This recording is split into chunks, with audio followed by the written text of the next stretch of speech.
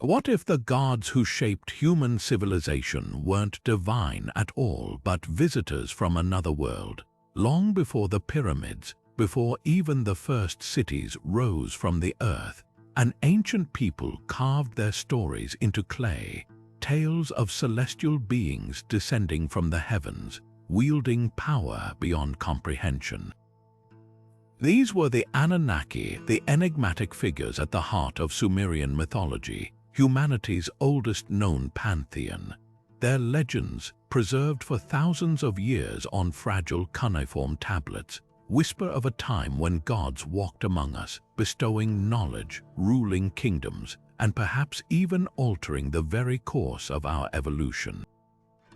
Picture this, the dusty ruins of a ziggurat, its towering steps reaching toward the stars, built by hands guided by something or someone otherworldly.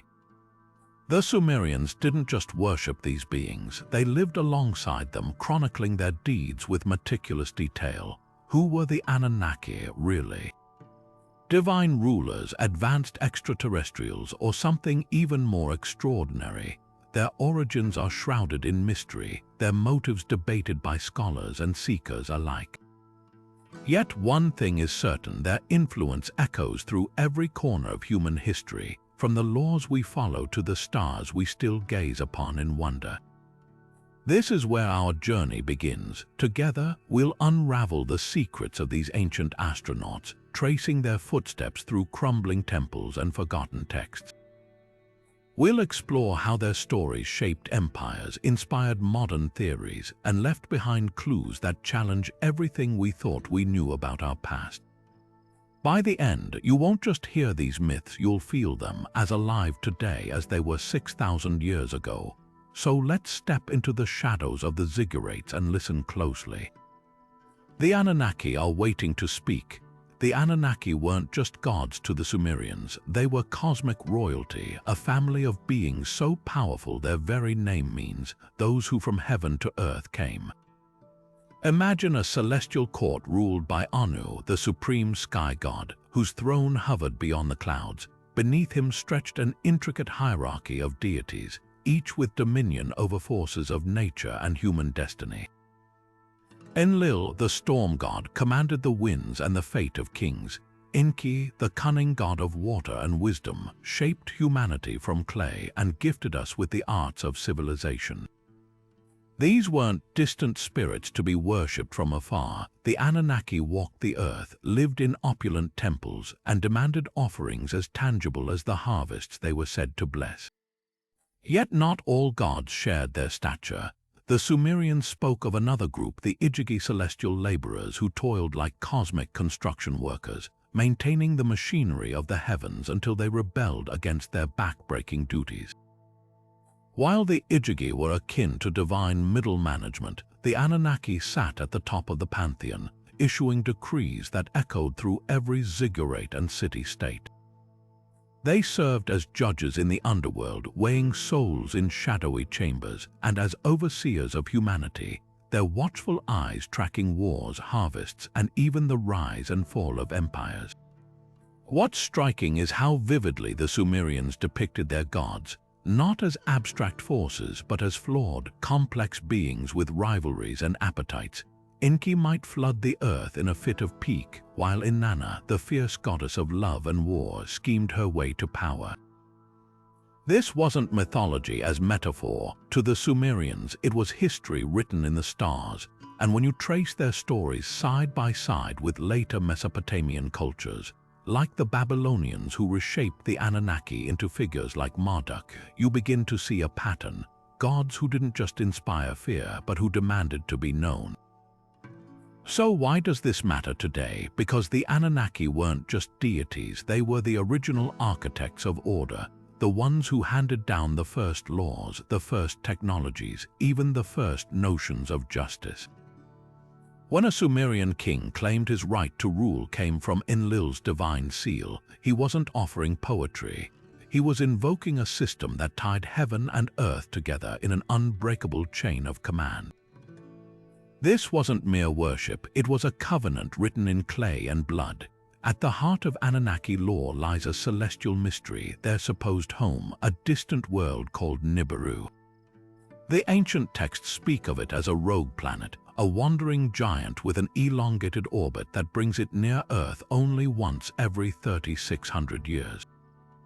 According to the Enuma Elish, the Babylonian creation epic, Nibiru wasn't just a home to the gods, it was a battlefield where cosmic wars raged, shaping the destiny of both heaven and earth.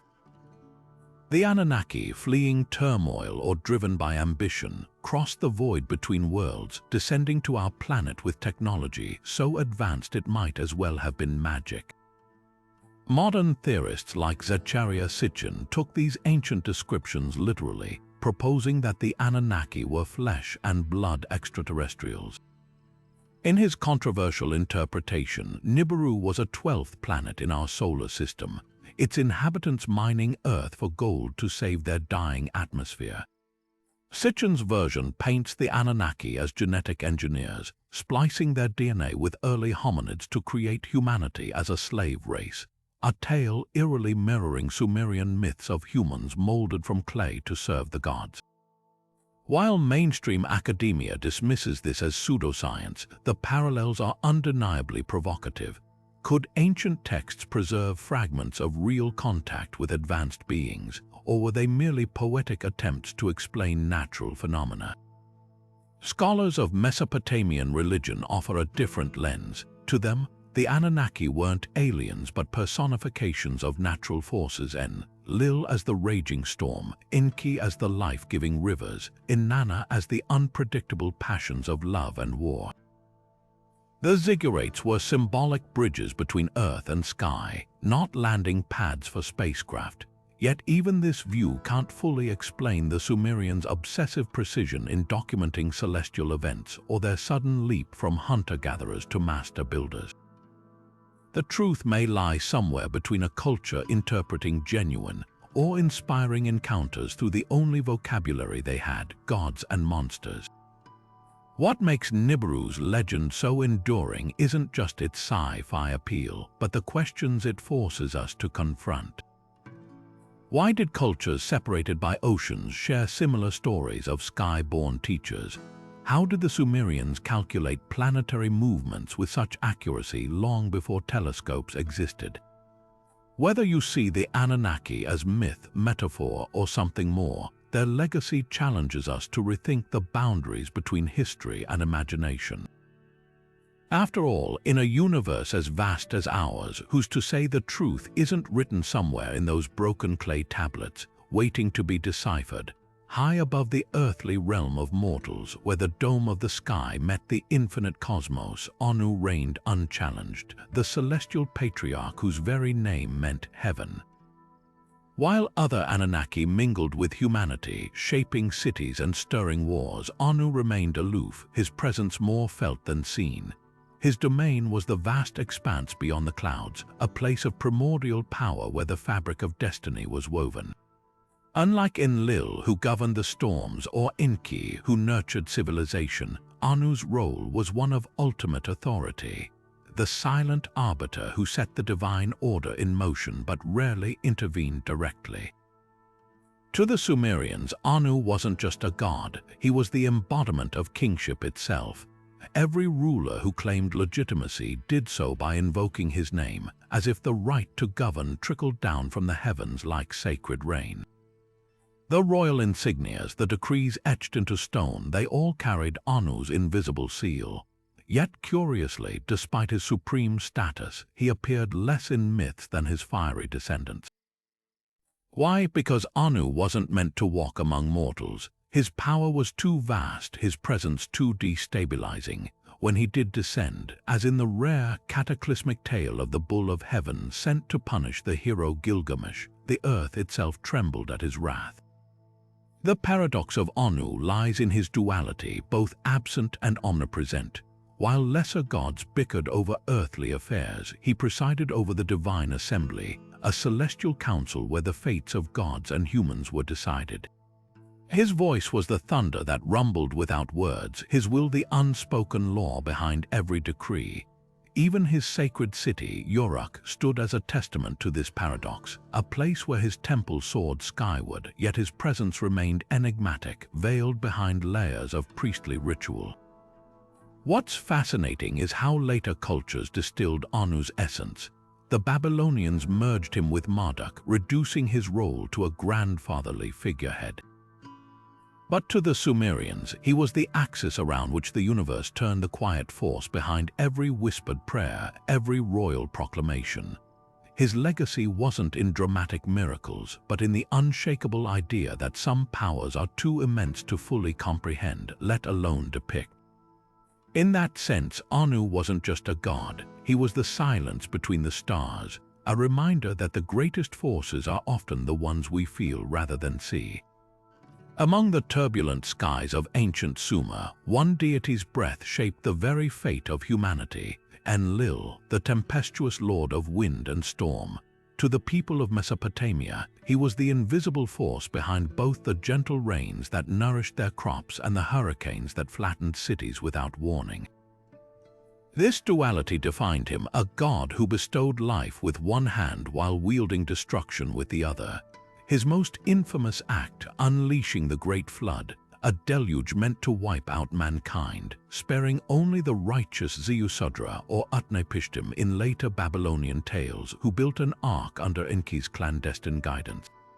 The flood myth wasn't just a story, it was a chilling reminder of Enlil's capricious power, his willingness to erase civilizations when humanity's noise disturbed his celestial rest.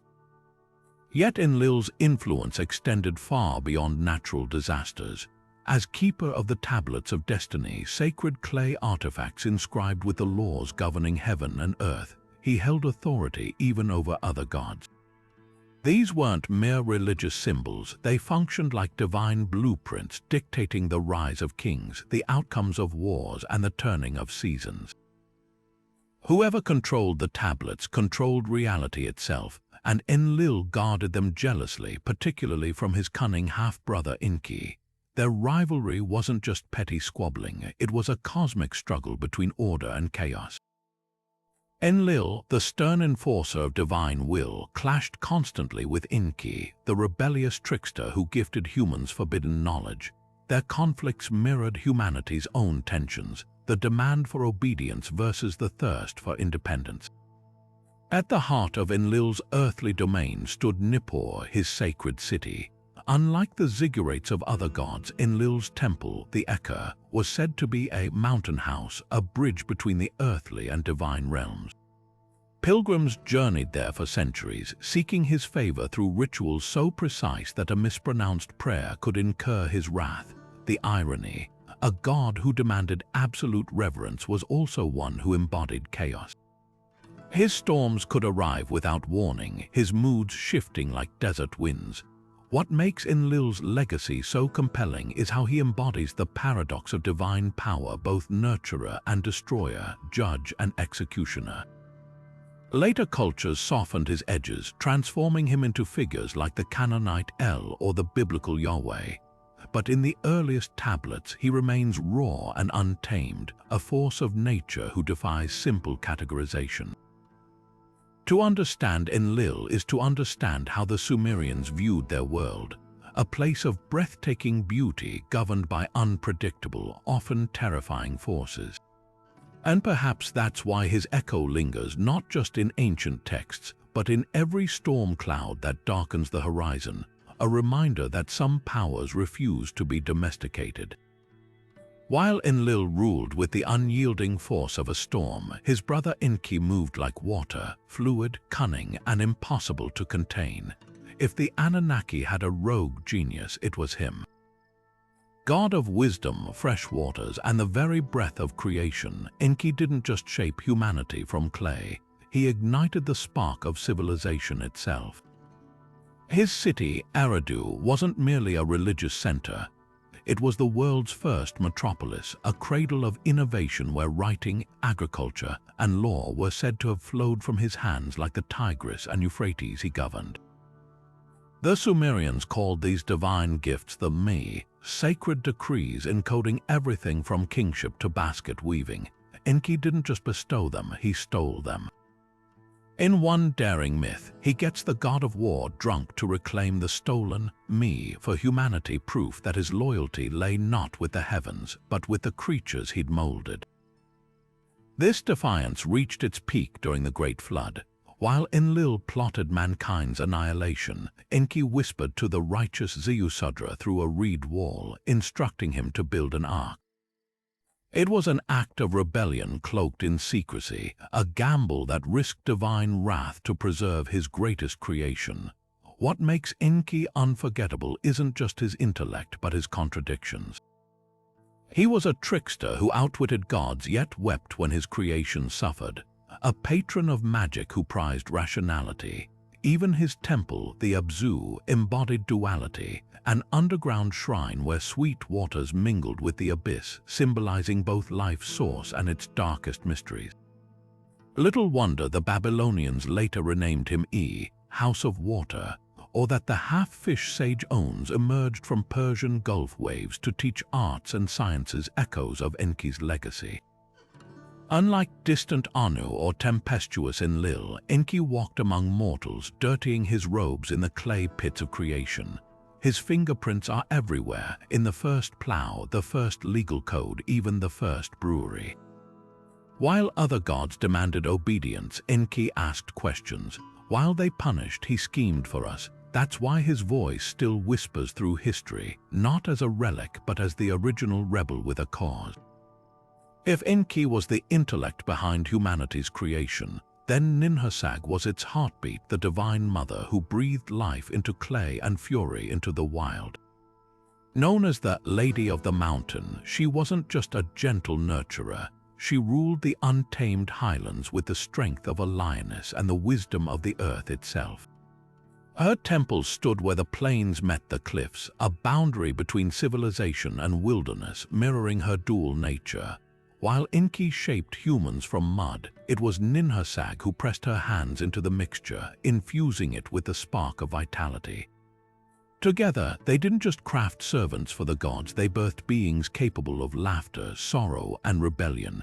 Her power extended far beyond creation. As a healer, she held the secrets of herbs and incantations, mending wounds with the same hands that could summon droughts or quake the ground. One myth tells of Enki falling gravely ill after eating forbidden plants, his body sprouting 8 afflictions. Ninhursag, enraged by his recklessness, refused to help until the other gods begged her. Relenting, she birthed 8 deities, each one absorbing a sickness from Enki's body.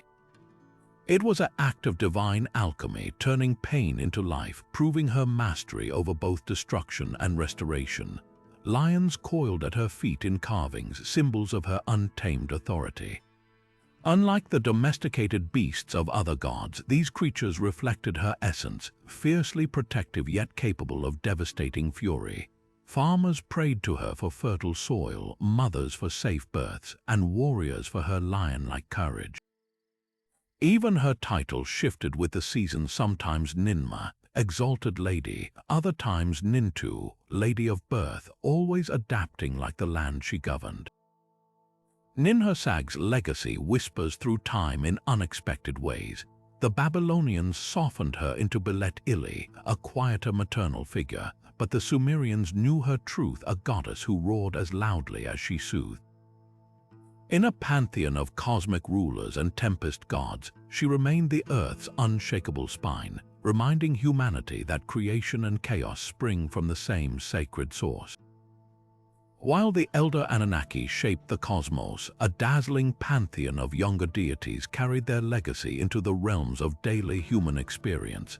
Take Nanna, the spectral moon god whose silver barge sailed the night sky. Not just a celestial body to the Sumerians, but a judge, a timekeeper, and a keeper of secrets.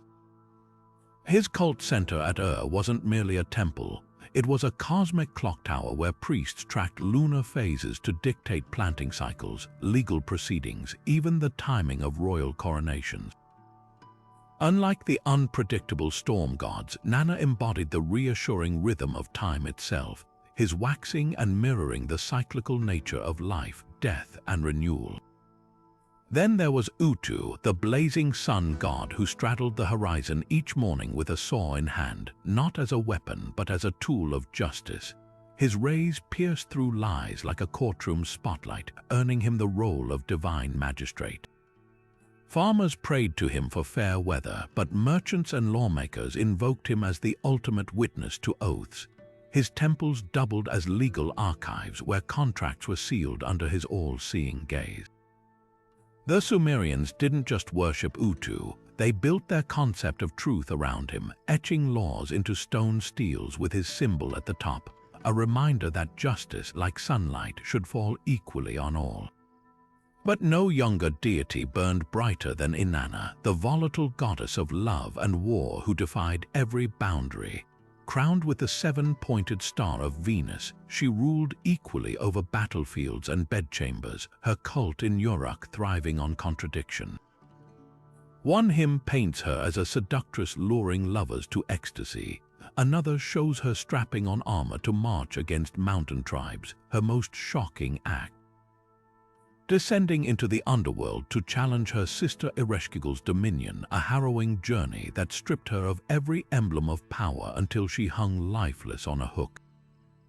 Yet even death couldn't contain her. Through Enki's cunning, she resurrected, returning with forbidden knowledge of the afterlife.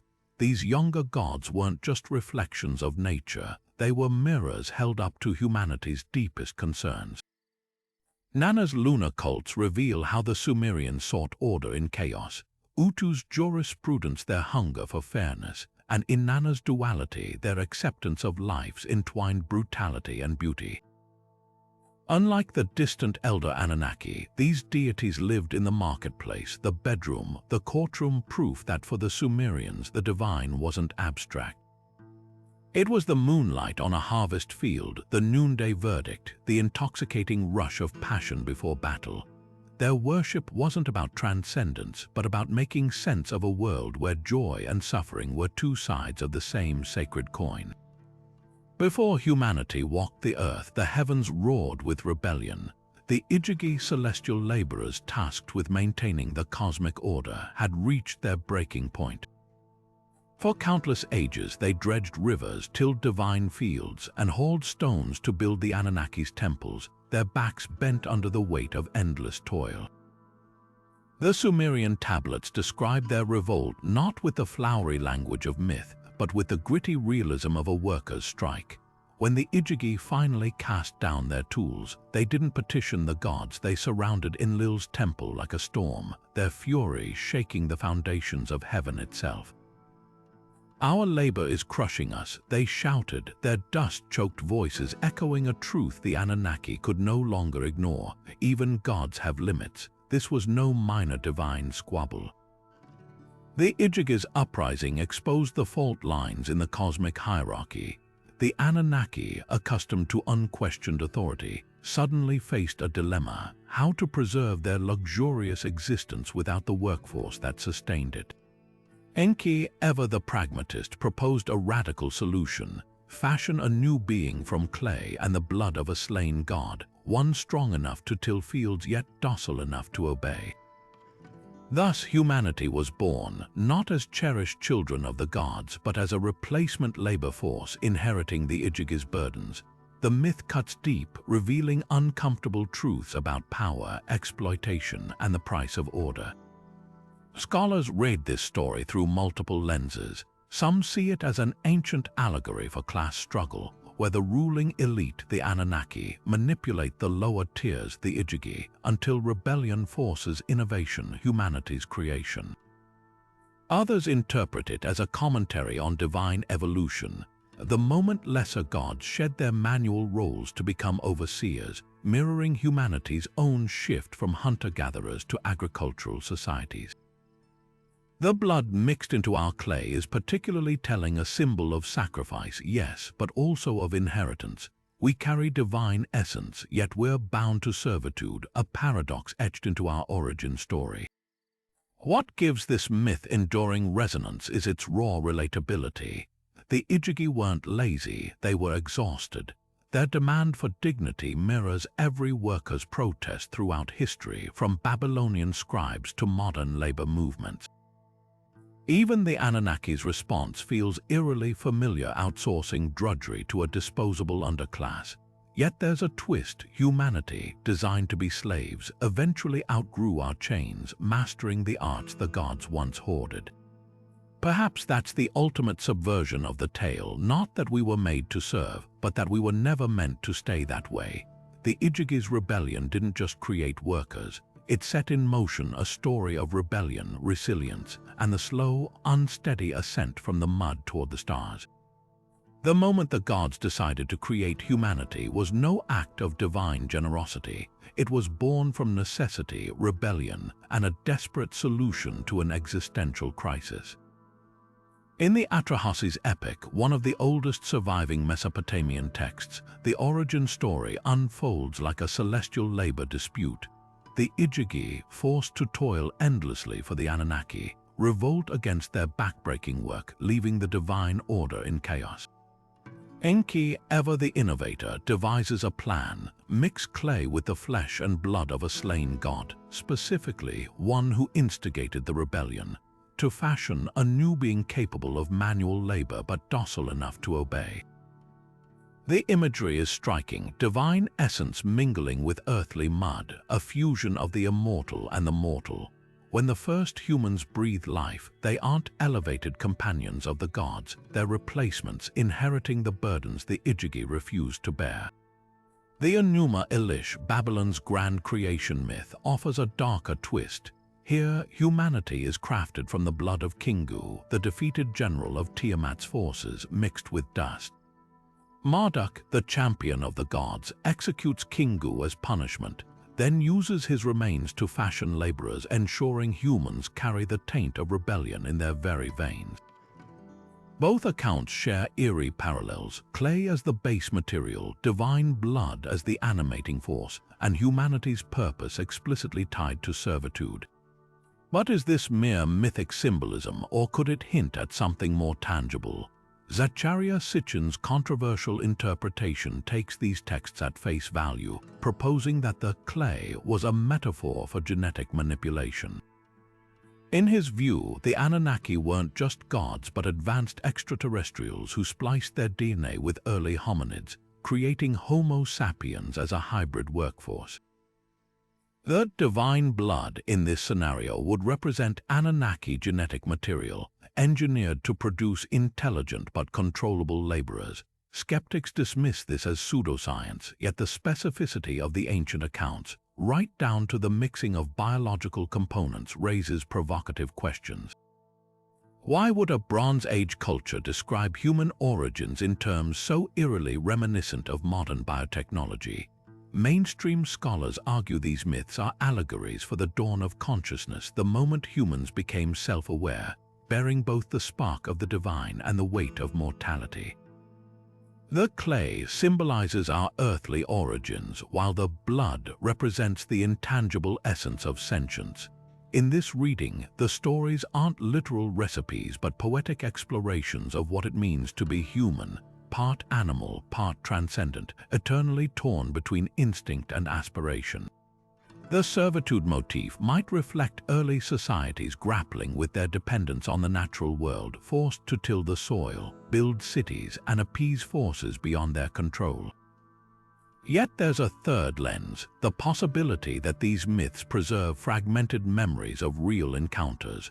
Across cultures, from the Dogon's celestial knowledge to the Vimanas of Hindu texts, there are recurring motifs of beings descending from the skies with advanced capabilities. Could the Sumerian tales be distorted retellings of contact with a lost civilization or extraterrestrial visitors? The Atrahasis even describes a cleansing ritual for newborns, a detail that to some echoes genetic purification. What's undeniable is the emotional resonance of these stories. Whether literal or symbolic, they capture humanity's paradoxical nature, crafted from dirt yet touched by the divine, designed to serve but destined to rebel. The clay isn't just a material, it's the raw potential of civilization. The blood isn't merely a life force, it's the unbreakable link to powers greater than ourselves. And perhaps that's the real mystery, not whether gods once walked among us, but why, across 6,000 years, we've never stopped searching for their fingerprints in our DNA, our myths, and the stars themselves. Deep within the sacred vaults of Sumer's temples lay the blueprint for civilization itself, not carved in stone or etched in clay, but woven into the very fabric of reality. These were the me, the divine decrees Enki risked heaven's wrath to steal for humanity. More than laws or rituals, the me functioned like cosmic source code, encoding everything from the rhythm of harvest songs to the weight of a king's crown. Imagine a world where music wasn't just art but a sacred force that could summon rain or heal the sick, where the act of weaving cloth carried the same divine significance as waging war. This was the universe the Sumerians inhabited, one where every aspect of culture pulsed with celestial energy, gifted by a god who believed humans deserved more than servitude. Enki didn't just hand these treasures over, he orchestrated an elaborate heist. One myth describes him plying the war god Ninhursag with wine until the me spilled from his drunken lips, a sly metaphor for how knowledge slips from the grasp of those who hoard it. Among the hundreds of recorded me were the arts of metalworking, mathematics, and even the subtle craft of diplomacy. Kingship itself was a me, its rituals so precise that a misplaced gesture could invalidate a ruler's divine mandate. The me of lamentation taught priests to grieve in harmonies that soothed the gods, while the me of truth-telling turned courtroom oaths into unbreakable bonds. Each decree wasn't merely an instruction, it was a thread in the tapestry of ordered society, separating civilization from chaos. What's astonishing is how tangible these concepts felt to the Sumerians. Surviving tablets list me like inventory, kingship alongside basket weaving, shipbuilding next to holy prostitution. This wasn't poetic abstraction, it was a divine OSHA manual for running the world. Take the me of the scribe, it didn't just govern writing techniques but infused each cuneiform wedge with the power to make contracts binding, prayers audible to the gods, and history eternal. Likewise, the me of the shepherd encompassed not just animal husbandry, but the sacred duty to protect the vulnerable, a moral code disguised as a vocational guide. Modern scholars debate whether the me represents stolen technology, allegories for cultural evolution, or something more esoteric. Their sheer specificity, down to the me of making leather sandals, hints at a worldview where nothing was truly mundane. Even the simplest act, when performed with the right intention and technique, resonated with cosmic significance. This might explain Sumer's sudden leap from agrarian settlements to city-states, not just societal advancement, but the unlocking of preloaded divine software. The me's legacy lingers in unexpected places. When a musician today speaks of channeling inspiration, or a craftsman of pride in their work, they echo the Sumerian belief that skill was sacred. Enki's gamble that humans could handle divine knowledge wasn't just about survival, it was about potential. The me transformed humanity from laborers into co-creators, armed with the tools to build, destroy, and ultimately question the very gods who made them. And perhaps that was the final, hidden me, the right to wonder, to reach beyond what heaven decreed, and to rewrite the rules ourselves. Rising from the flat Mesopotamian plains like stairways to the stars, Ziggurats were far more than temples. They were cosmic antennas, their brick cores pulsing with a singular purpose, to bridge the chasm between earth and heaven. The most legendary among them, Babylon's Enki, later immortalized as the Tower of Babel, was no mere monument. Its 7 tiers, painted in celestial hues, mirrored the 7 heavens of Sumerian cosmology, each level guarded by a different Anunnaki. At its summit, priests performed rituals not just to honor the gods, but to sync human time with the rhythms of the universe. Archaeoastronomers have uncovered something astonishing about these structures. The Enki's corners aligned precisely with the cardinal directions, while its staircases tracked the movements of Venus, Inanna's sacred planet. During equinoxes, shadows cast by its parapets formed precise geometric patterns across the temple grounds, turning the entire complex into a stone clock. This wasn't arbitrary design, it was a deliberate calibration, as if the ziggurat itself were a dial pointing toward Nibiru's hypothesized return. Even the building materials held cosmic significance. Bitumen, a petroleum-based mortar revered for its starry sheen, was said to contain fragments of fallen heavens. What's often overlooked is the ziggurat's role as a divine charging station. Texts describe the melamu, a radiant aura possessed by the gods, as being concentrated at these high-altitude sanctuaries. When an Anunnaki descended to visit their temple, they weren't just making a ceremonial appearance. They were plugging into a power source. The ziggurat's core, known as the jugunu, functioned as a resonance chamber where chants, drumbeats, and even the arrangement of ritual tools were believed to amplify divine energy. Some theorists suggest these practices weren't purely symbolic.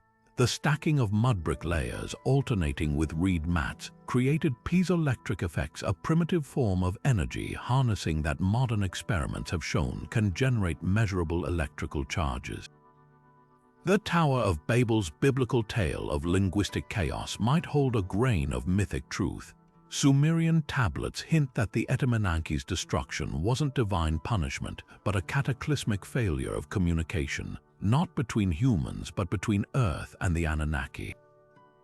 Without this functioning antenna, the gods' voices grew faint, their guidance fragmented. The ziggurat wasn't just a place of worship, it was the original control tower, its collapse severing a link that had once allowed mortals to reach beyond the sky.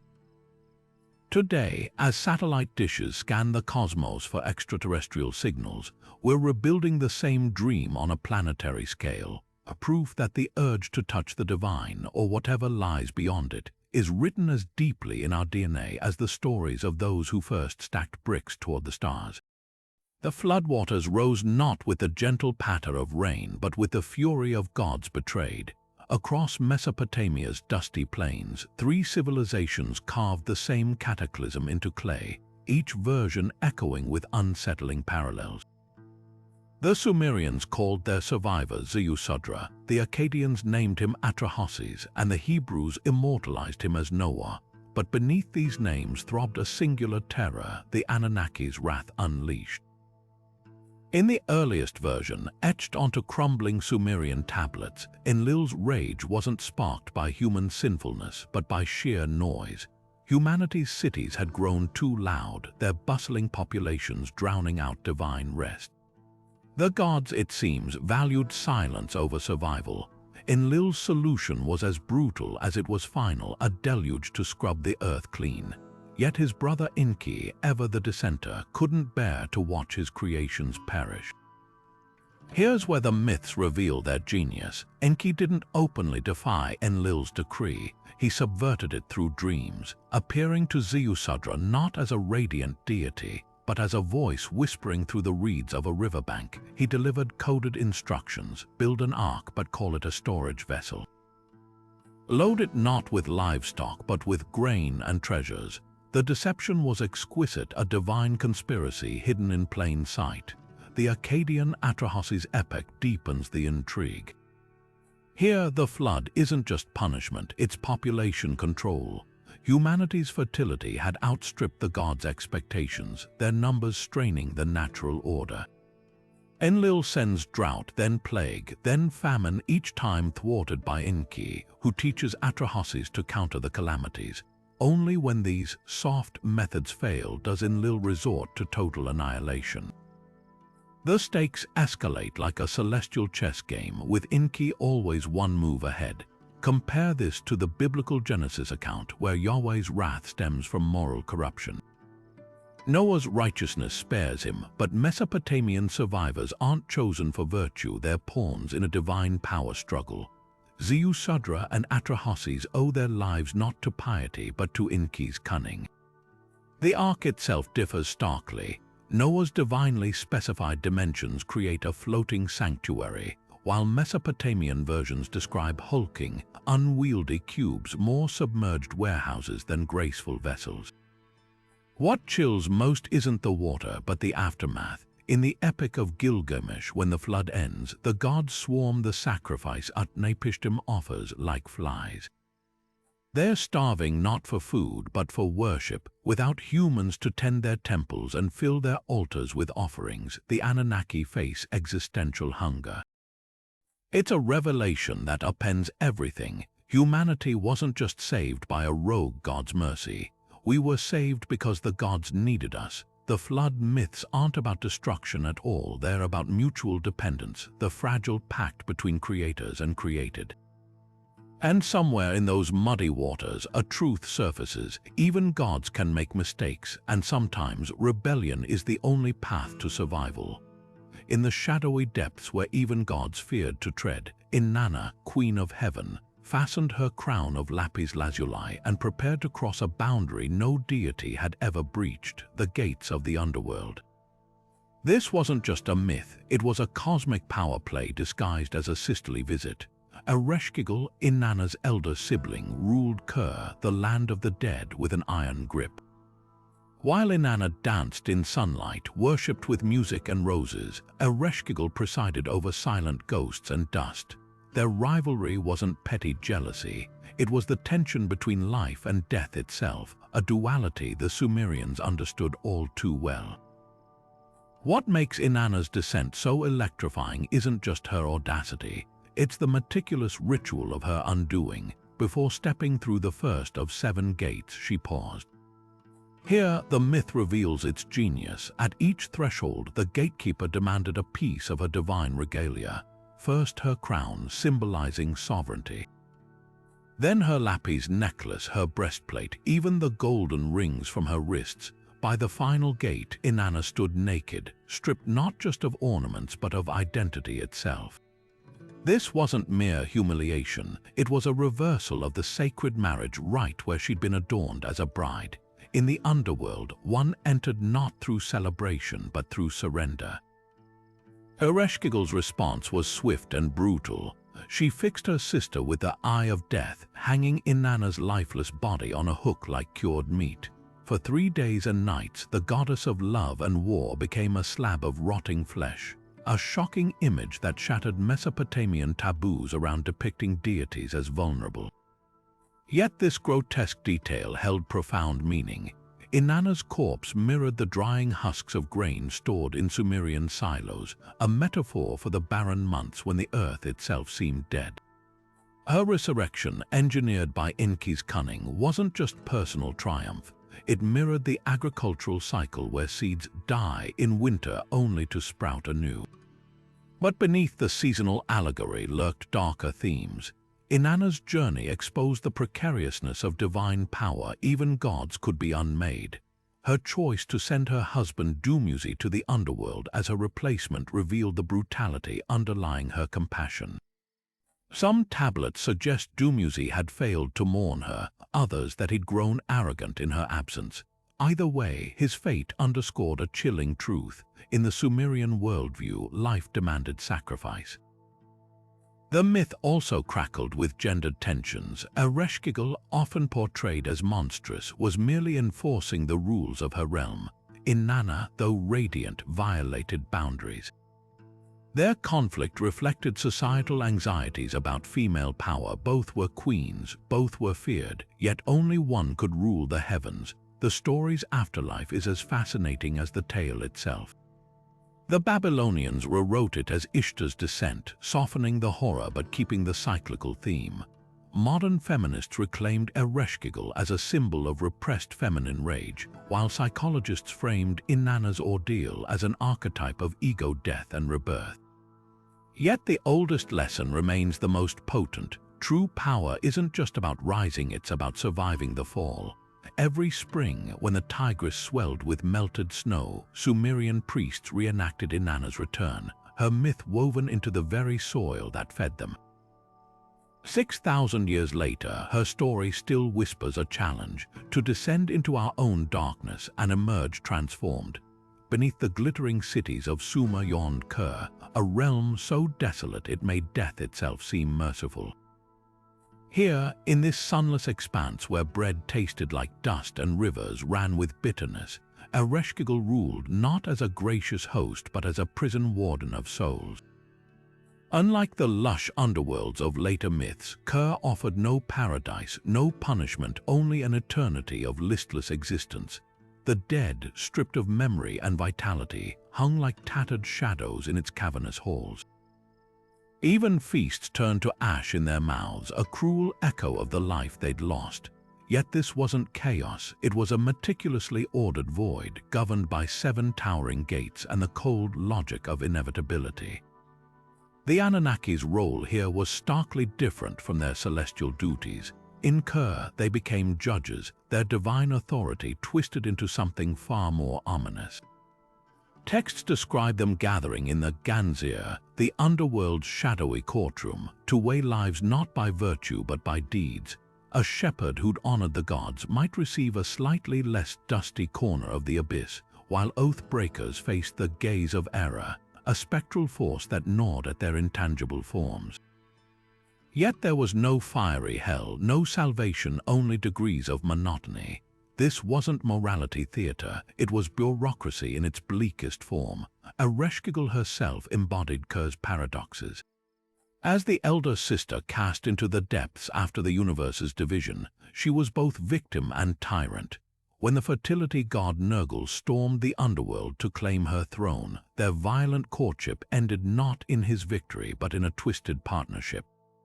Their union symbolized the unavoidable marriage of life and decay, where even death couldn't escape the Anunnaki's relentless order. What's most revealing is how Kur mirrors Sumer's own struggles. In a land ravaged by unpredictable floods and invasions, the afterlife offered no comforting lies. The dead didn't transcend, they endured, just as farmers endured drought and kings endured rebellion.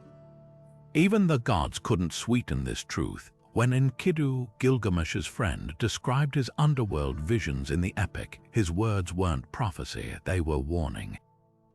Civilization's glories meant nothing in Kur. Only the weight of one's actions echoed there, a whisper in the endless dark. The heavens trembled when Enlil and Enki went to war, not with armies, but with the very fabric of creation itself. This wasn't just sibling rivalry, it was a clash of cosmic philosophies. Enlil, the unwavering enforcer of divine order, saw humanity as a necessary inconvenience, a workforce to be controlled. Enki, the cunning god of wisdom, viewed mortals as something more, partners in the dance of civilization. Their battles played out through proxies, with entire city-states becoming chess pieces in a game of celestial dominance. When Enki gifted the secrets of agriculture to the Sumerian farmers, Enlil responded with droughts. When Enki taught kings the art of governance, Enlil stirred up invasions from neighboring lands. Each escalation mirrored the very real conflicts between cities like Nippur, seat of Enlil's power, and Eridu, Enki's aquatic stronghold. At the center of their struggle lay the ultimate prize, the tablets of destiny. More than mere stone slabs, these relics functioned as the universe's operating system. Whoever held them could rewrite reality itself. Ancient texts describe their theft, their recovery, and their near destruction in battles that shook the pillars of heaven. In one gripping account, the bird god Anzu snatches the tablets from Enlil's sanctuary, plunging the world into chaos until the warrior god Ninhursag brings him down. The imagery is striking, a feathered rebel against the rigid hierarchy, echoing humanity's own restless ambition. Then there was Inanna, who turned divine conflict into an art form. Unlike the cautious maneuvers of elder gods, her conquests were swift and merciless. When the city of Aratta refused to bow to her patron city of Uruk, she didn't send armies, she unleashed psychological warfare. Hymns boast of her paralyzing the enemy king with dread, turning their rivers to blood and stealing their sacred me through sheer audacity, her greatest coup. Swindling Enki out of the divine decrees in a legendary drinking contest, proving that even the wisest god could fall to a determined goddess with a clever tongue. The weapons of these wars weren't just swords and spears. Enlil commanded the ill wind, a plague-bearing storm that could erase cities overnight. Marduk, the rising star of the Babylonian pantheon, wielded the flaming net capable of trapping lesser gods like flies. Yet the most devastating force was always knowledge. When Enki broke ranks to teach humanity the secrets of divination and medicine, he didn't just defy Enlil, he armed mortals with the tools to challenge fate itself. These myths weren't mere entertainment, they encoded the brutal realities of Mesopotamian geopolitics. The tug of war between Enlil's Nippur and Inanna's Yuruk mirrored very real struggles for control of trade routes and water rights. Divine weapons became metaphors for technological edges. The chariot, the siege engine, the irrigation system that tipped earthly battles, and the tablets of destiny. They represented the ultimate prize, control over the narrative of history, written by victors in cuneiform and stone. Yet beneath the thunder of divine wars lay a subtler truth: the gods needed humanity as much as we needed them. Without worshippers to build their temples and sing their praises, even the mightiest Anunnaki faded into obscurity. When Babylon eclipsed Sumer, Marduk didn't just defeat Tiamat in myth, he absorbed the power of older gods, proving that in heaven as on earth, survival belonged to those who adapted. The wars of gods weren't just conflicts, they were the forging fires of civilization, where every shattered tablet and stolen secret pushed humanity one step closer to the stars. When the first cities of Sumer rose from the marshes, they didn't need conquerors to crown their kings, they had the Anunnaki. The sacred Nam-Lugul, or divine mandate of kingship, wasn't bestowed through bloodlines or battles, but by the gods themselves in ceremonies shrouded in incense and mystery. Take Gilgamesh, the legendary ruler of Uruk, whose epic adventures immortalized him as part god, part man. His right to rule didn't come from mortal approval, but from a celestial seal pressed into his destiny by the Anunnaki. Texts describe his selection like a cosmic job interview, the gods assessing his strength, his arrogance, even his capacity for grief, before Enlil finally nodded this one would wear the crown. The Sumerian king list, a prism-shaped tablet etched around 4,000 years ago, lays out this otherworldly succession with eerie precision. Ruler after ruler is said to have reigned for spans that defy belief, tens of thousands of years in some cases. Ululim, the first king of Eridu, allegedly governed for 28,000 years. His successor ruled for 36,000. These impossible numbers weren't literal lifespans, but celestial timekeeping, suggesting these figures weren't mere mortals, but intermediaries between heaven and earth. Some scholars argue these spans represent dynasties rather than individuals, while fringe theorists propose they hint at an era when gods and humans coexisted under different temporal rules. What's fascinating is how the list behaves like a historical reset button. After the Great Flood wiped the slate clean, kingship descended from heaven, again to Kish, marking a new divine chapter. This wasn't just record-keeping, it was propaganda carved in clay, legitimizing each city's claim to power by tracing its lineage straight to the gods. The Anunnaki didn't just pick kings, they engineered the very concept of governance, embedding their authority into every law code and temple edifice. Yet the king list hides biting satire beneath its grandeur. The later sections, added as Sumer declined, sarcastically note rulers who did not perform the rites correctly before being smitten by weapons. Even the gods, it seems, had patience limits for incompetent leaders. This tension between divine right and earthly accountability echoes through history, from the pharaohs to modern monarchs. The Anunnakis chosen weren't infallible. They were experiments, their reigns a test of whether humanity could handle the burden of order without divine micromanagement. Archaeological evidence complicates the myth. Seals and inscriptions confirm many kings on the list existed, but their godlike portrayals reveal a deeper truth. Sumerian rulers weren't just political figures, but living conduits to the divine. Their coronations reenacted the Anunnaki's own ascensions, their every decree framed as an extension of Enlil's will. When a king built a ziggurat or led troops into battle, he wasn't acting on personal ambition. He was playing a role scripted in the stars. The legacy of Nam-Lugal outlasted Sumer itself. Babylon's Hammurabi famously received his laws from Shamash, a successor to Utu, etching divine authority into stone.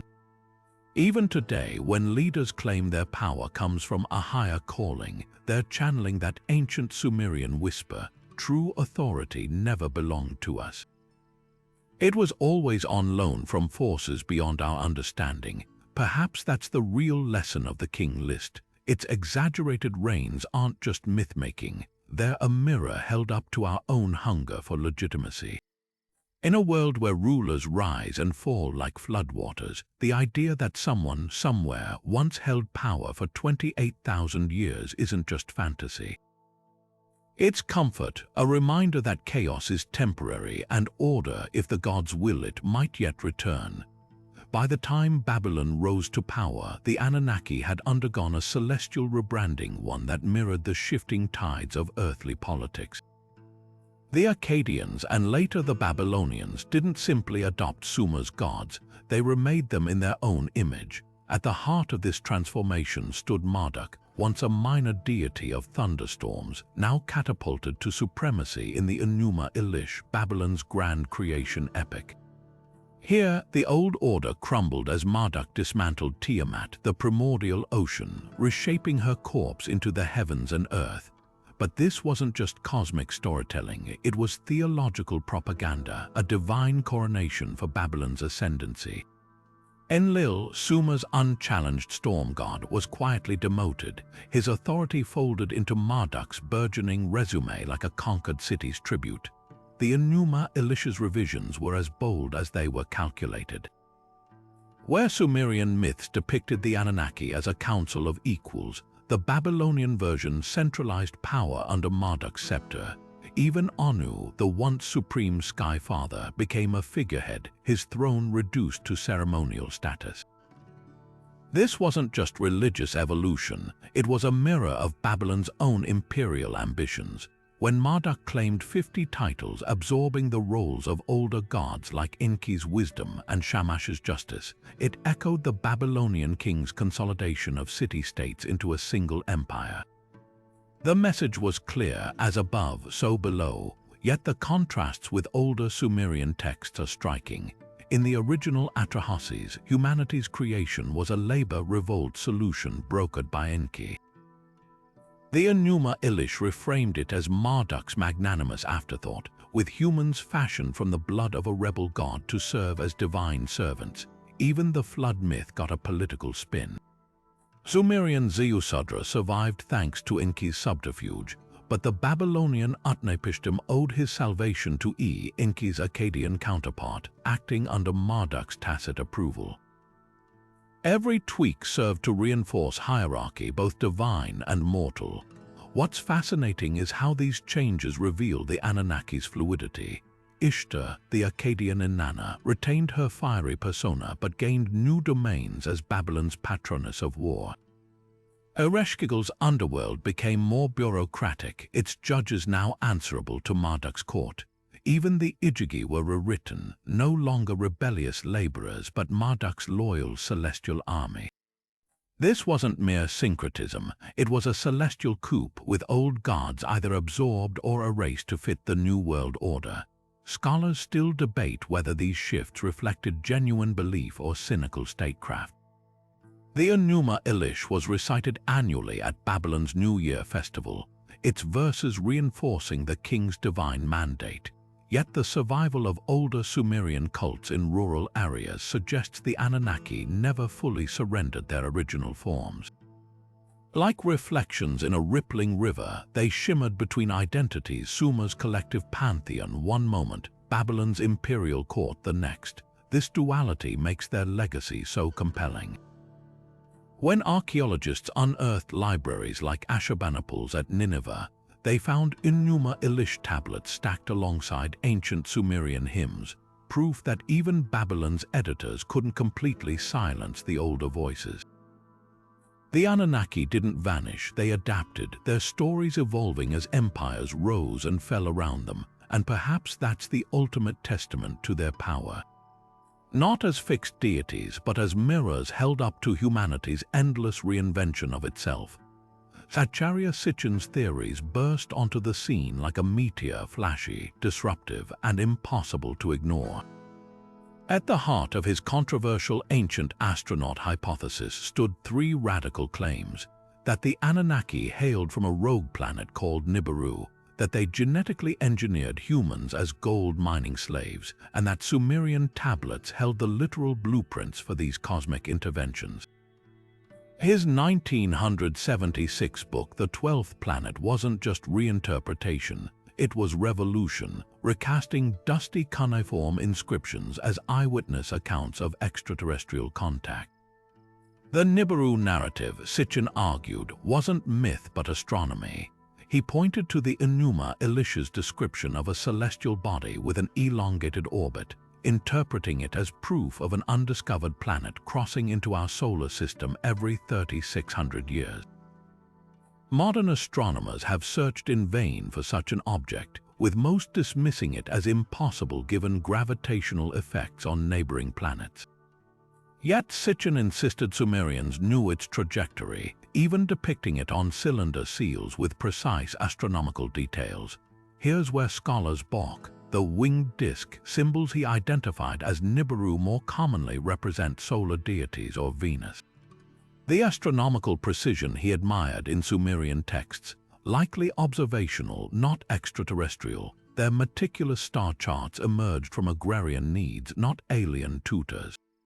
Then came the gold. Sitchin proposed that Nibiru's atmosphere was deteriorating, forcing the Anunnaki to mine Earth's gold for use as a planetary shield, an idea that sounds more like sci-fi alchemy than astrophysics.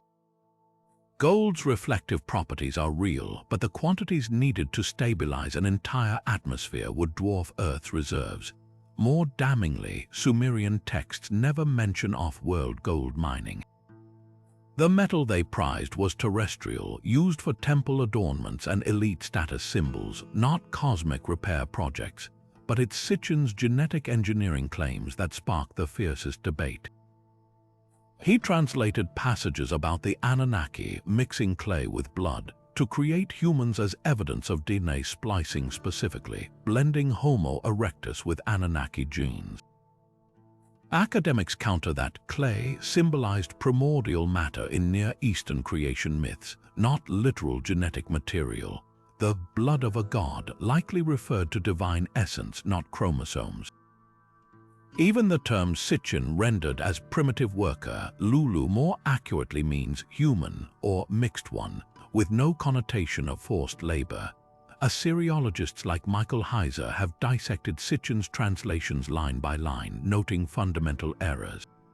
Where Sitchin read rocket in the Epic of Gilgamesh, the actual cuneiform refers to a door bolt. His celestial chariots were ordinary ritual boats. These aren't minor quibbles, they dismantle the technological underpinnings of his theory. Yet critics often miss why Sitchin resonated so deeply. His genius wasn't in accuracy, but in storytelling. He gave modern audiences what the Sumerians had, a grand narrative linking humanity to the cosmos. The divide between Sitchin and academia isn't just about semantics, it's about how we engage with ancient texts. Scholars see myth as metaphor, Sitchin treated it as memoir. Both approaches reveal truths, just different kinds. The Anunnaki may not have been astronauts, but the enduring allure of his theory proves something timeless. We still look to the stars and wonder if someone once looked back. The Anunnaki didn't fade into ancient history. They simply shape-shifted, reappearing in modern UFO lore and conspiracy theories as cosmic puppet masters pulling humanity's strings. One of the most persistent myths ties them to reptilian overlords, the idea that shape-shifting alien elites have secretly ruled Earth for millennia. This bizarre twist traces back to fringe theorists like David Icke, who reimagined the Anunnaki as interdimensional reptilians manipulating global events.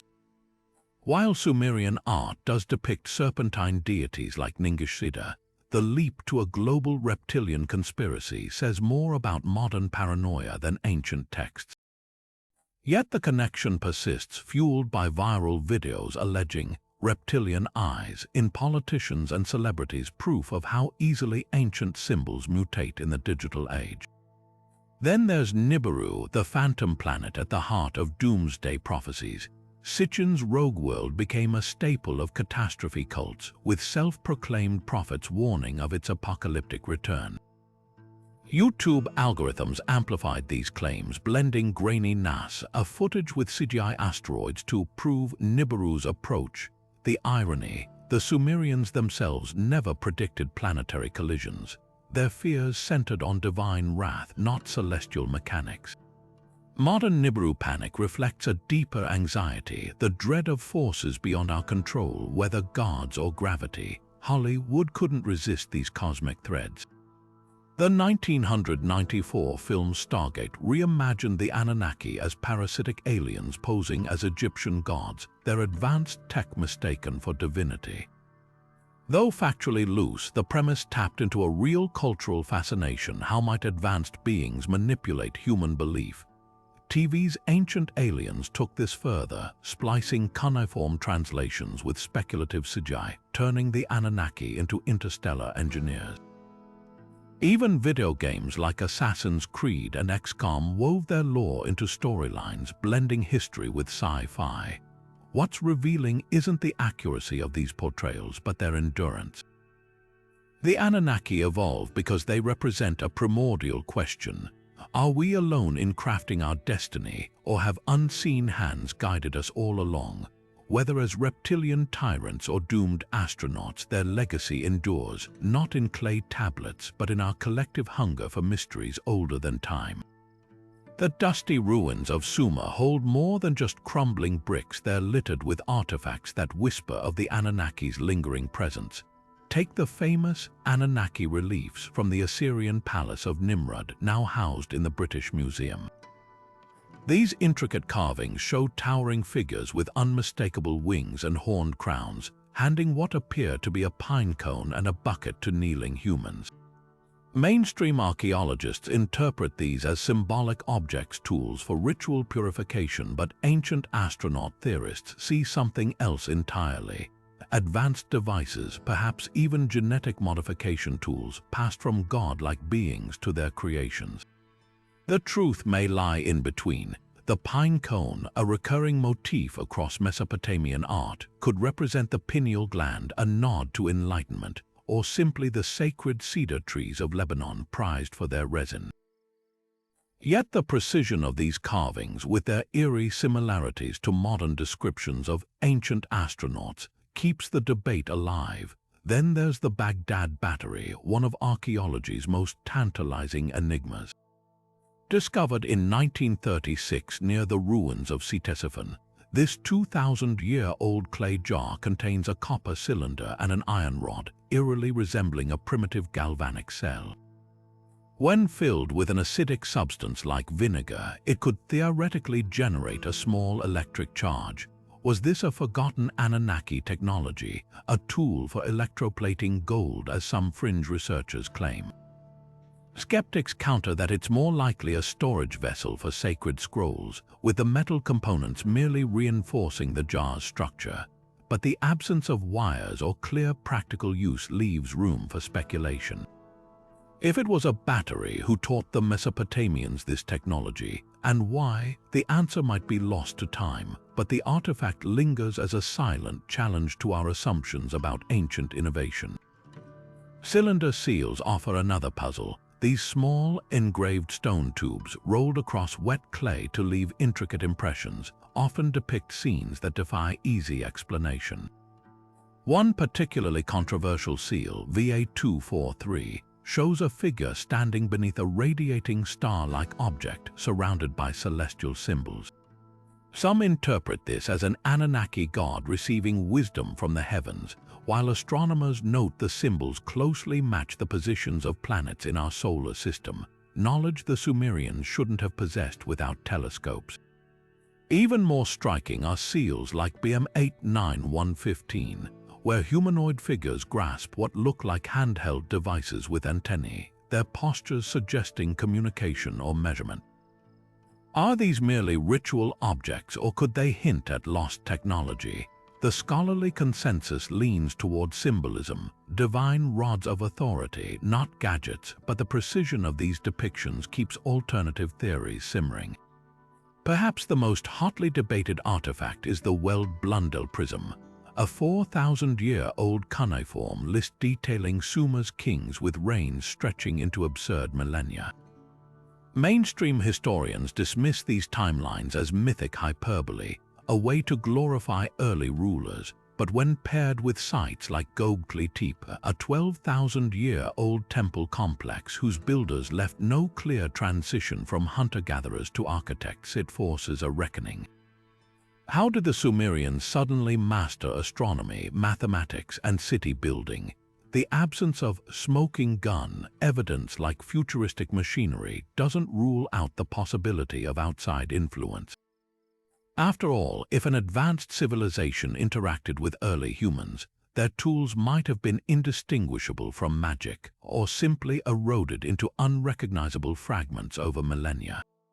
What unites these artifacts isn't definitive proof of the Anunnaki, but something equally compelling: the gaps they expose in our understanding. The reliefs, the battery, the seals, they're fragments of a conversation between past and present, where every interpretation says as much about us as it does about them. Maybe that's the real lesson of these relics, not that they confirm ancient astronauts, but that they remind us how much history remains a story we're still learning to read. The Anunnaki's echoes ripple far beyond Mesopotamia, resonating in the god-kings and celestial rebels of distant cultures. Take the Greek Titans, those primordial giants who ruled before the Olympians. Like the Anunnaki, they were a family of powerful beings, their names etched into the bedrock of creation. Cronus, who devoured his children, mirrors Enlil's ruthless pragmatism, while Prometheus, the titan who stole fire for humanity, channels Enki's rebellious generosity. Both pantheons share a chilling origin story, younger gods overthrowing their elders in cosmic coups. The Olympians' victory over the Titans mirrors Marduk's rise against Tiamat, suggesting a universal theme: order vanquishing chaos but never fully erasing it. Venture east to the Hindu Vedas and the parallels deepen. The Devas, radiant gods of light and order, battle the Asuras, their shadowy counterparts, a duality echoing the Anunnaki's tension between Enlil's authority and Enki's subterfuge. Indra, the thunder-wielding king of the Devas, shares Enlil's tempestuous dominion over storms, while Varuna, the cosmic judge, mirrors Utu's relentless gaze. Even the Rigveda's description of the Devas arriving in flying chariots, Vimana sparks the same debates as Sumerian depictions of winged discs, poetic metaphor or fragmented memory of advanced technology. Flood myths weave these threads into a global tapestry. The Anunnaki's deluge finds its mirror in the Greek Deucalion, who survives Zeus's wrath in an ark, and the Hindu Manu, preserved by Vishnu in a giant fish.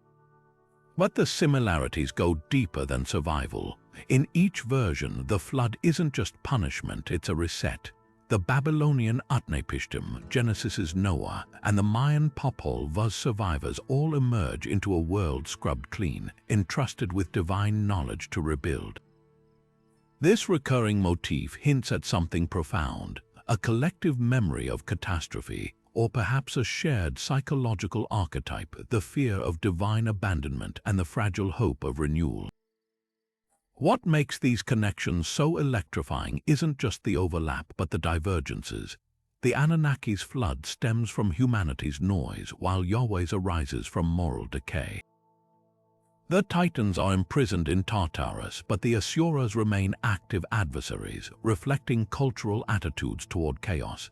These variations reveal how each civilization filtered the same cosmic questions through their unique lens. Yet one pattern emerges unshaken: the god-king archetype. From Egypt's pharaohs who claimed descent from Ra to China's mandate of heaven, rulers have justified their power through celestial lineage.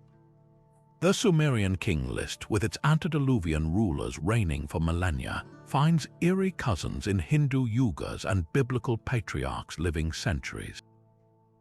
This global obsession with god-kings suggests more than mythic coincidence. It points to humanity's deep-seated need to anchor authority in the divine, to believe that someone, somewhere, once held power beyond mortal limits. Perhaps the most tantalizing thread is the rebel god, the figure who defies heaven to aid humanity. Enki's cunning, Prometheus's fire, the Lucifer of later traditions, all embody the same dangerous gift: knowledge meant to be hoarded, suddenly set loose. These stories aren't just cautionary tales, they're celebrations of the spark that makes us human. The Anunnaki might belong to Sumer, but their contradictions, creator and destroyer, tyrant and benefactor, live on in every culture that ever dared to look up at the sky and wonder who or what put us here. Buried in the Hebrew Bible are words that whisper of something far older, terms that bridge the gap between the world of Abraham and the clay tablets of Sumer. Consider the Nephilim, those enigmatic giants or fallen ones from Genesis, whose names some linguists trace back to the Sumerian Anunnaki.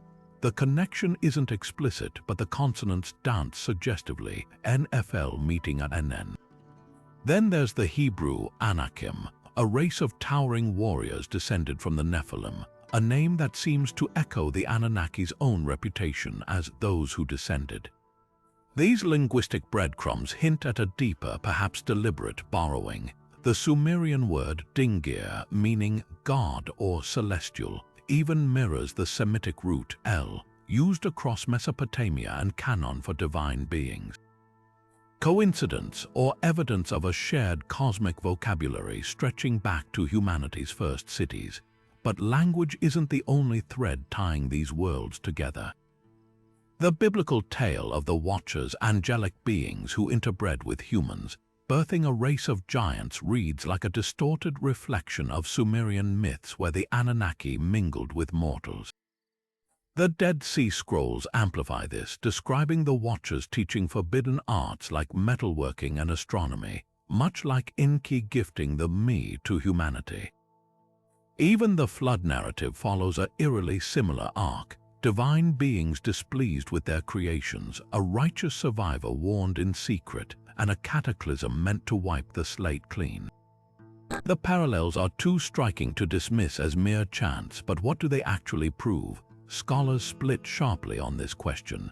Diffusionists argue that these overlaps reveal cultural exchange along trade routes, with Semitic peoples absorbing and adapting Sumerian motifs after centuries of contact. They point to words like Edenu, Sumerian for step, possibly lending its name to Eden, or Kikar, Hebrew for talent, a unit of weight borrowed from Sumer's ger. Others propose a common ancestral mythos, a shared Indo-European or Afro-Asiatic wellspring from which both traditions later drew. Then there are the controversial maximalists who see these echoes as evidence of literal history, proof that Hebrews preserved fragments of real Anunnaki encounters garbled over millennia. The truth likely lies in the middle. Languages and legends don't exist in isolation. They bleed into one another like watercolors. When Hebrew scribes penned Genesis, they weren't copying Sumerian tablets verbatim. They were filtering ancient memories through their own theological lens. The Anunnaki's tales of rebellion and divine labor became the Nephilim's transgression. Enki's salvational ark morphed into Noah's covenant. This wasn't plagiarism, but reinvention, proof that myths, like rivers, change course over time while still drawing from the same distant source. What makes these linguistic and narrative echoes so compelling isn't just their existence, but their persistence. From the Mount of Assembly, where the Anunnaki convened in Sumerian texts, to the biblical Ha-M-O circumflex letter 2bf Imacron D, where God met his heavenly host, certain concepts refuse to fade. They resurface in apocalyptic literature, Kabbalistic mysticism, even modern alien lore.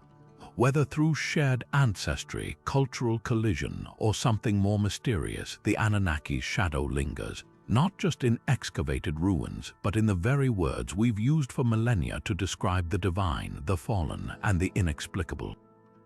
Among the swirling theories about the Anunnaki, few ideas have taken root as stubbornly as the claim that their name translates to reptilian, or that Sumerian texts describe advanced spacefaring technology. Let's set the record straight, starting with the word Anunnaki itself. The term breaks down into three parts in Sumerian: An, heaven; Nun, princely or noble; and Kai, earth. Put together, it means those who from heaven to earth came, a poetic descriptor for deities who descended from the celestial realm. Nowhere in any credible translation does the word imply scaly skin or serpentine traits. The reptilian connection appears to be a modern invention, possibly stemming from later mythic figures like Ninhursag, a Sumerian deity associated with serpents, but even he was depicted as a serpent-entwined staff, not a shape-shifting alien overlord. Then there's the persistent myth that Sumerian carvings show astronauts or spacecraft. Take the famous rocket cylinder seal, often cited in ancient astronaut circles. The image depicts a figure seated inside a pointed object, flanked by stylized stars and what looks like exhaust flames. Mainstream archaeologists identify this as a standard portrayal of a god seated in a sacred boat, a common motif in Mesopotamian art representing celestial journeys, not literal spacecraft. The flames are likely water ripples or solar rays, while the control panels are ritual objects like reed bundles or incense burners. Even the wings seen on Anunnaki reliefs align with Near Eastern symbolism for divinity and mobility, not mechanical flight. Academic consensus overwhelmingly treats Sumerian myths as theological allegories, not technical manuals. When texts describe gods riding in celestial boats, scholars interpret this as poetic metaphor, akin to saying the sun, chariots across the sky. The idea that ziggurats were launch towers ignores their well-documented role as ritual centers where priests performed celestial observations using simple but sophisticated mathematics. The Sumerians were brilliant astronomers, yes, but their knowledge of planetary movements came from meticulous observation over generations, not extraterrestrial blueprints. That said, dismissing all alternative theories as baseless misses an important nuance. The human brain is wired to recognize patterns even where none exist. When modern eyes gaze at a 4,000-year-old carving of a winged figure holding a strange object, it's natural to interpret it through the lens of today's technology. This psychological tendency, called pareidolia, explains why some see spacesuits in priestly regalia or hear descriptions of nuclear warfare in metaphors about divine wrath. The challenge lies in separating imaginative speculation from textual evidence. Perhaps the most pervasive misconception is that mainstream scholars reject Anunnaki theories out of stubbornness rather than rigorous analysis. In reality, Assyriologists like George Smith and Samuel Noah Kramer spent decades painstakingly reconstructing Sumerian language and culture from fragmentary tablets. Their translations reveal a world view where gods walked among humans, but as symbolic forces of nature and society, not flesh and blood astronauts. The irony. By reducing the Anunnaki to literal extraterrestrials, we risk losing the profound philosophical questions their myths raise. What does it mean to be human in a universe teeming with unseen forces? How do we reconcile our thirst for knowledge with the limits of understanding? At their core, these myths endure not because they hide secrets of alien contact, but because they mirror our eternal struggle to find meaning in the cosmos. The Anunnaki may not have been astronauts, but their stories still launch us on a journey, one that begins not in the stars but in the human heart. The Anunnaki story doesn't end with the crumbling of Sumer's ziggurats or the fading of cuneiform into dust. Their legacy pulses through time, morphing from sacred myth to archaeological puzzle to modern conspiracy proof that some mysteries refuse to be buried. Whether you see them as gods, aliens, or metaphors, their presence lingers in the questions we still ask about our past. How did a civilization that emerged from the marshes suddenly master astronomy, law, and architecture? Why do cultures separated by oceans share eerily similar tales of sky-born teachers? The answers might not lie in dusty textbooks, but in the spaces between where myth and history blur into something far more intriguing. For those hungry to dig deeper, the clay tablets themselves are the ultimate treasure hunt. Museums worldwide house thousands of untranslated cuneiform fragments, each one a potential key to unlocking another layer of the Anunnaki enigma. Websites like the Cuneiform Digital Library Initiative offer glimpses into these ancient records, where words like Dingir, divine, and Mi, cosmic decrees wait to be deciphered anew. The thrill isn't just in finding answers, it's in realizing how much we've yet to discover. But the Anunnaki are just the beginning. Lurking in the shadow of their myths are even darker figures, the Mesopotamian demons. These weren't mere monsters, but forces of chaos etched into existence by the gods themselves, entities like Pazuzu, the wind demon whose very breath could summon plagues, or Lamashtu, the child stealer who slithered through nightmares. Their stories weave through incantation bowls and amulets, revealing a world where the divine and the diabolical were locked in eternal struggle. So where does truth end and legend begin? Maybe the divide isn't as clear as we'd like.